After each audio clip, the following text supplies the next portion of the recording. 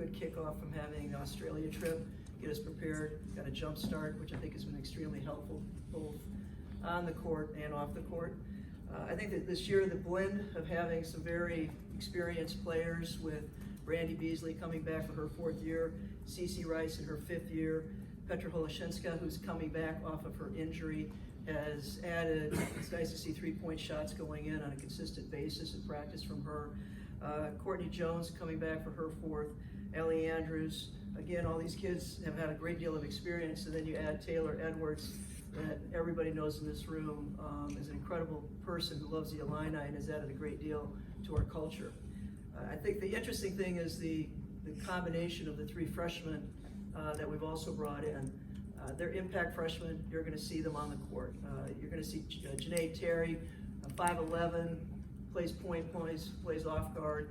I think the biggest thing about her, she can create offense. It's not something where we have to always set players up. Very versatile, passes the ball extremely well. Kylie Kennedy Miles from Ohio, 6'1" post player. Again, someone that can actually take it coast to coast. High energy player, boards well. And then Jada Peebles from North Carolina, another player, freshman that can score, can play defense. So I think that blend of experience with the freshmen that you'll see, I think is really outstanding.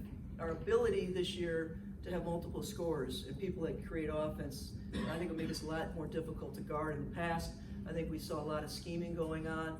I mean, obviously you don't replace Alex Whittaker, but you also have to make sure you move forward and let this team develop its personality.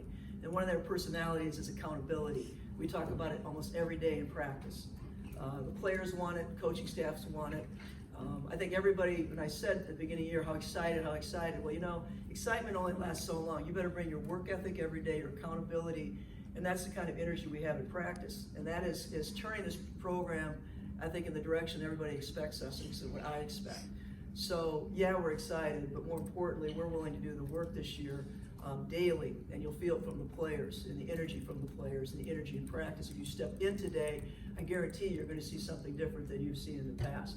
But that's part of the process. The teams before help us get to this point, so that's why we're excited. It's kind of it's put in, and it's why we can say this is because of our hard work right now and our go to work attitude. So with that, is there any questions about? Yes. So without Alex, how does the offensive scheming change? Has this become a more guard-oriented team? You mentioned the multiple scorers. Yeah, I think that, I mean, if I didn't get the ball to Alex, I think you guys all looked at me, I'm pretty stupid last year, so that was obvious the point. But with that, the other teams knew it also. When you have multiple players, whether it's, you know, Petra that can extend the floor, players that can create offense, what I'm saying is if a coach is constantly trying to play a chess game, eventually that can be manipulated. Right now, with kids just making plays, and that's where you want to get to. You want to bring skilled players in that you put them in a position and then they can make reads. And our offense this year is really dictated on their ability to make reads and get themselves in positions and know each other, what their skill sets are. So instead of always having, hey, got to get the ball here, and there's more kids looking to score within their skill set. And I think that's been something we've worked really hard on since Australia. Coach, last week you mentioned kind of increasing the intensity in that first practice. Have you noticed the players kind of keeping that up, and you've had to push it all in the last 10 days or so? That's why they put the whistle around my neck. But I think what's more important right now, I mean, it was interesting the first practice I told them, it's different. You know, you kind of go through these phases in the season, and you have to make sure as a coach during the season that there's different gears. Because if you're just always like this, you know what I'm saying, in the summer, there's no place to go. So I told them before the practice started, I said, this is different. And one of the players, this is actually Cece Rice coach, she goes, I'm glad you warned us. They felt the difference, which to me was a good thing. But more importantly, is the accountability. So I'm telling you, if the coaches are yelling, get your hands up, I told my coaches, stop doing that.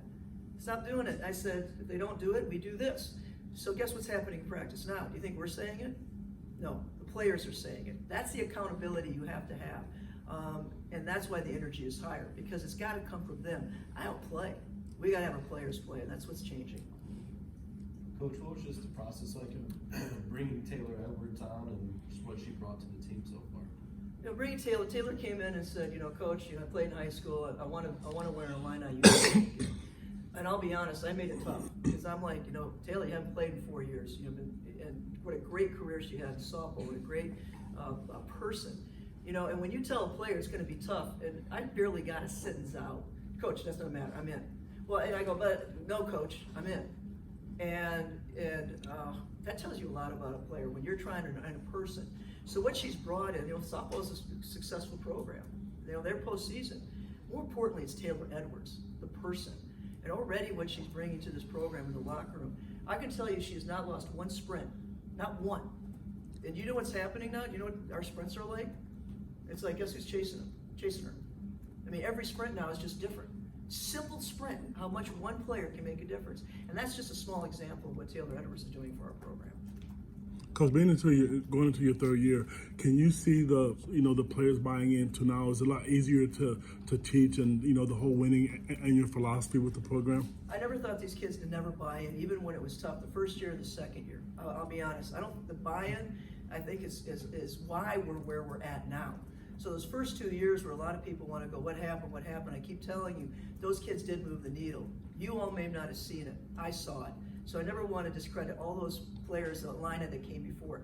The difference is we know each other. I know them. I know the Big Ten better and the recruiting better. Everything is just accelerated. And so that the one thing you know at year 3, we know each other so well so that when I push and I push them, there's a relationship that's already off the court that helps create an environment. You can't push people you don't know. I'll tell you as a coach, if you don't know them as people and you try to push them all around the court, you will get pushed back. Sometimes I want to push the fast forward button these first 2 years, and sometimes you can't because it's just what you have to do the right way. And so those first two years, as hard as they were, the needle was moved, and I think that's what you sometimes, I know and I appreciate, but we want to see it on the court as much as you guys, and that's what we're pushing for. Nancy, what's the challenge of losing Ariel Scott both on the court and off the court? I mean, obviously Ariel, you know, we were really excited to have Ariel on the court. Her ability, obviously, she's an Illinois kid, and her ability to score, just stretch the floor. I mean, that's obviously, you know, something we wish would have continued, but we always want to know that we're always in the best interest of a player and a person. That's how Illinois works. She's in school here. We're really excited for her to get a degree from such a great university. Coach, how much did Petra kind of attack this offseason with that injury and kind of work her way to get back? And how have you seen her kind of react to that now? You know, Petra's tough. I mean, she just worked so hard, even when she got injured. I mean, going through that rehab of an ACL is extremely hard. You know, we're basketball players that love team sports, and all of a sudden you get an injury, and you're by yourself. You know, all that rehab and stuff is by yourself. But she is such a intellect, IQ basketball, like sitting on the sideline. She learns stuff from there. And I think, unfortunately, when players go through that, their drive to get back on their court and the appreciation of day to day is accelerated. Now you take someone that's already tough, has gone through that, has a high IQ. I mean, that addition just is different. Like, she'll come down and just, as much as you want to move around players and do all this, and all of a sudden someone just comes down and hits a 3 with the confidence that Petra does, and everybody kind of lowers their shoulders. If you notice, that consistency of having more players do that, not fall on a player, that's just going to be really helpful. So I'm just so excited for her. Coming off those injuries are extremely difficult, and kids have to have fight in the first place. So that if you put a fighter in even another situation like that, I wouldn't want to guard her. How much have you learned or figured out about the Big Ten in this first 2 years, about what it takes to win in conference? It takes to win. All those things we just talked about. I mean, the culture, all that stuff. Players, you get the player, the skill set at this level is you have to do your job recruiting. I think you have to do your job in the sense that the scheming that goes on, you have to have multiple scores, and I think that players that can create plays for you without you having to, like I said, play chess game. I think that's the size. I mean, it's a big league, and you know, we're getting there. I understand where we're recruiting, so yes, that's what I've learned. Some ways the hard way.